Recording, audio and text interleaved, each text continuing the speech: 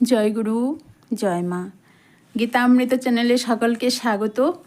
আমি আলপনা আবারও একটা নতুন ভিডিও নিয়ে আপনাদের সঙ্গে হাজির হয়েছি। গতকাল ছিল কোজাগরী লক্ষ্মী পূজা। তো আজকের ভিডিওতে আমরা জানব লক্ষ্মী দেবীর উৎপত্তি, রূপ, তিনি কিভাবে ভক্তদের কৃপা করেন এবং মা লক্ষ্মীর 8টি রূপের কথা। তো চলুন আর কথা না বাড়িয়ে সরাসরি ভিডিওতে চলে যাই। সর্বপ্রথমে লক্ষ্মী স্বরূপিণী আমার মাতা ঠাকুরানী মা সুধাংশুবালার চরণে জানাই অনন্ত কোটি প্রণাম এবং লক্ষ্মী দেবীর চরণে জানাই অনন্ত কোটি প্রণাম। দেবী লক্ষ্মী হলেন হিন্দু ধর্মের অন্যতম প্রধান দেবী। তিনি ধন সম্পদ, ঐশ্বর্য, সৌভাগ্য, সুখ, শান্তি ও সমৃদ্ধির অধিষ্ঠাত্রী দেবী হিসাবেই পূজিত হন। লক্ষ্মী শব্দটি সংস্কৃত শব্দ লক্ষ্ম থেকে এসেছে, যার অর্থ হল লক্ষ্য বা গন্তব্য। তিনি মানুষের জীবনে লক্ষ্য, সৌন্দর্য ও সমৃদ্ধি এনে দেয়। পুরাণ মতে দেবী লক্ষ্মী সমুদ্র মন্থনের সময় ক্ষীরসাগর থেকে উদ্বুদ্ধ হন। তখন দেবতারা ও অসুররা একসঙ্গে সমুদ্র মন্থন করছিলেন। সেই সময় তিনি পদ্মফুলের উপর ভেসে ওঠেন, তাই তাকে পদ্মা, কমলিনী বা পদ্মবাসিনী নামেও ডাকা হয়। তিনি সাধারণত 4টি হাতে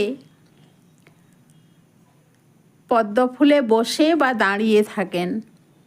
তার 2টি হাতে পদ্মফুল থাকে, যা পবিত্রতা ও সৌন্দর্যের প্রতীক। একটি হাত দিয়ে তিনি আশীর্বাদ করেন, অন্য হাতে ধনাবর্ষণ করেন। তার বাহন হলো পেঁচা, যা সতর্কতা ও জ্ঞানের প্রতীক। তিনি ভগবান বিষ্ণুর পত্নী। বিষ্ণু যেহেতু বিশ্বরক্ষক, তাই লক্ষ্মী দেবী তার সহধর্মিণী হিসাবে বিশ্বের আর্থিক ও নৈতিক সমৃদ্ধি রক্ষা করেন। তো এই কোজাগরী পূর্ণিমায় মা লক্ষ্মীর আরাধনা করলে মা সকলের মনোবাসনা পূর্ণ করেন। এই দিনে মাকে ভক্তি শ্রদ্ধা সহকারে পূজা করলে সারা বছর মায়ের কৃপা পাওয়া যায়। একটা কথা অবশ্যই আমাদের মনে রাখতে হবে, সংসার জীবনে সহজ সরলভাবে চলতে মা লক্ষ্মীর কৃপা থাকতেই হবে। আর মা লক্ষ্মী তাকেই কৃপা করেন যার অন্তরে লোভ নেই, আছে শুধু ভক্তি। শুধু ধন নয়, সত্যিকারের লক্ষ্মী মানে শান্তি, সততা ও ভালোবাসা। এরকমই একটি দৃষ্টান্ত আছে প্রাচীনকালের কথা। এক গরিব ব্রাহ্মণ বাস করতেন এক ছোট্ট গ্রামে। তার নাম ছিল হরিদাস। তিনি ছিলেন অত্যন্ত ধর্মপরায়ণ, সৎ এবং সরল। প্রতিদিন সকালে তিনি গঙ্গা স্নান করে ভগবানের নাম জপ করতেন এবং সন্ধ্যায় ছোট্ট মাটির দীপ জ্বালিয়ে লক্ষ্মী পূজা করতেন। তার সংসারে ছিল অভাব, কিন্তু কখনো তিনি ভগবানের কাছে ধন সম্পদের জন্য কিছু চাননি। শুধু বলতেন, হে মা লক্ষ্মী, তুমি যেন আমার অন্তরকে পবিত্র করো আর আমার মন যেন চিরকাল ভক্তিতে পূর্ণ থাকে। একদিন মা লক্ষ্মী স্বপ্নে হরিদাসকে দর্শন দিলেন। তিনি বললেন, হরিদাস, আমি তোমার নিষ্কাম ভক্তিতে খুশি হয়েছি। চাও, তুমি কি চাই তোমার?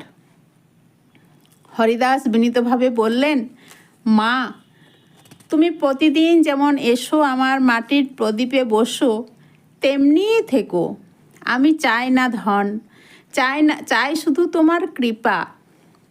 এই সরলতায় মা লক্ষ্মীর হৃদয় গলে গেল। তিনি বললেন, তবু আমি তোমাকে কিছু দিব, যাতে তোমার ভক্তি ও জীবনের মধ্যে সামঞ্জস্য থাকে। পরদিন সকালে হরিদাস উঠে দেখেন তার ছোট্ট কুঠিরের পাশে একটি তুলসী গাছ গজিয়েছে, আর গাছের তলায় একটি সোনার কলস।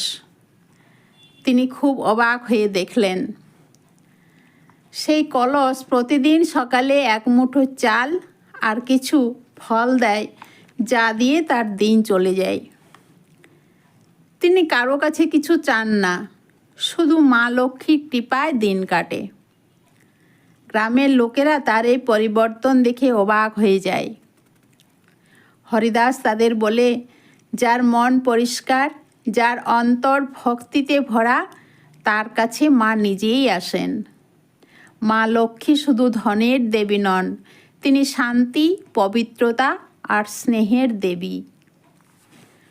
পদ্মপুরাণ, বিষ্ণুপুরাণ ও লক্ষ্মীতন্ত্রে বর্ণিত আছে, লক্ষ্মী দেবী এক নন, বহু রূপে তিনি প্রকাশিত।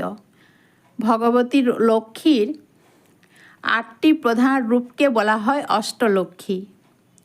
এই অষ্টলক্ষ্মী হল, একে হচ্ছে আদিলক্ষ্মী বা মহালক্ষ্মী, লক্ষ্মীর আদিরূপ এবং ঋষি ভৃগুর কন্যারূপে লক্ষ্মীর অবতার। 2 নম্বর হচ্ছে ধনলক্ষ্মী, লক্ষ্মীর অর্থ ও স্বর্ণদাত্রী রূপ। 3 হচ্ছে ধান্য লক্ষ্মী, কৃষি সম্পদদাত্রী লক্ষ্মী। 4 হচ্ছে গজলক্ষ্মী, গবাদি পশু ও হস্তিরূপ সম্পদদাত্রী লক্ষ্মী। স্বামী চিদানন্দের মতো গজলক্ষ্মী রাজক্ষমতা প্রদান করেন। পুরাণ অনুযায়ী গজলক্ষ্মী দেবরাজ ইন্দ্রকে সমুদ্র গর্ভ থেকে তার হারানো সম্পদ ফিরিয়ে দিয়েছিলেন। সন্তান লক্ষ্মী, সন্তান প্রদাত্রী লক্ষ্মী। বীর লক্ষ্মী বা ধৈর্য লক্ষ্মী, যুদ্ধক্ষেত্রে বীরত্ব এবং জীবনের কঠিন সময়ে সাহস প্রদানকারী লক্ষ্মী। বিজয় লক্ষ্মী, 7 নম্বর হচ্ছে বিজয় লক্ষ্মী বা জয় লক্ষ্মী, বিজয় প্রদানকারিণী লক্ষ্মী। কেবলমাত্র যুদ্ধক্ষেত্রেই নয়, কঠিন সময়ে বাধা বিপত্তি জয় করে সাফল্য অর্জনের ক্ষেত্রেও। 8 হচ্ছে বিদ্যা লক্ষ্মী, কলা ও বিজ্ঞানের জ্ঞান প্রদানকারিণী লক্ষ্মী। তবে